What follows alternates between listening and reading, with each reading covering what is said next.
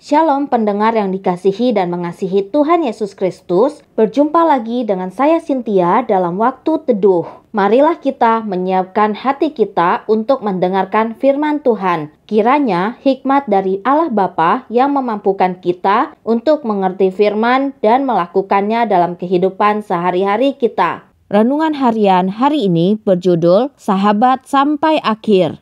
Bacaan Alkitab hari ini diambil dari Amsal 18 ayat 14-24.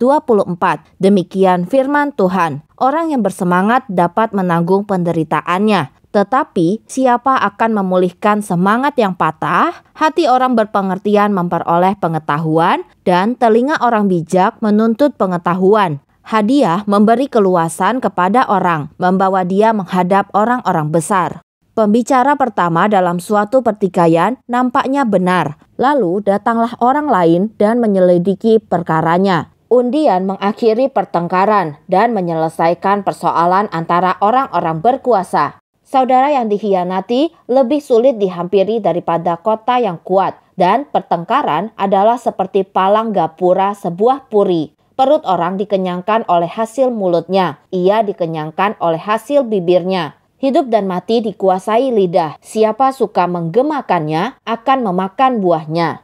Siapa mendapat istri mendapat sesuatu yang baik dan ia dikenan Tuhan. Orang miskin berbicara dengan memohon-mohon, tetapi orang kaya menjawab dengan kasar. Ada teman yang mendatangkan kecelakaan, tetapi ada juga sahabat yang lebih karib daripada seorang saudara.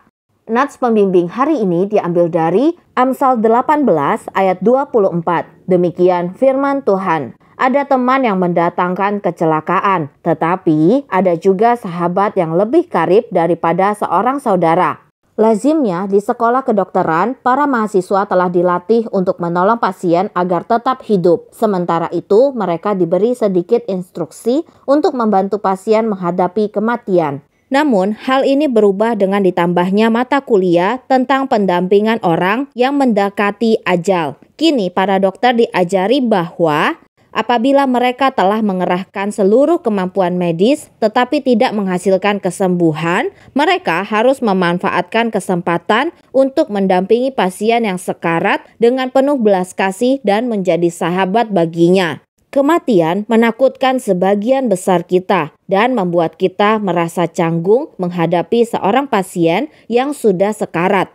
Namun, kesempatan terbesar kita untuk menolong seseorang dalam nama Yesus dapat datang selama hari-hari terakhirnya di dunia ini.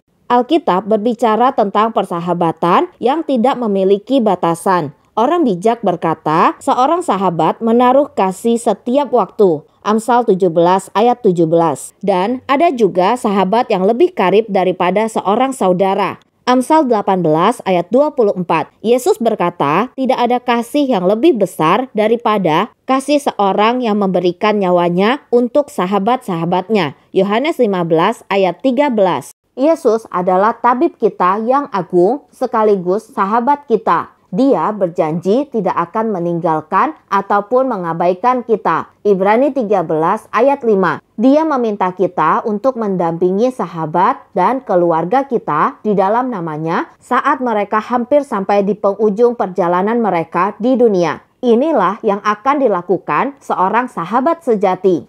Seorang sahabat sejati akan setia sampai akhir.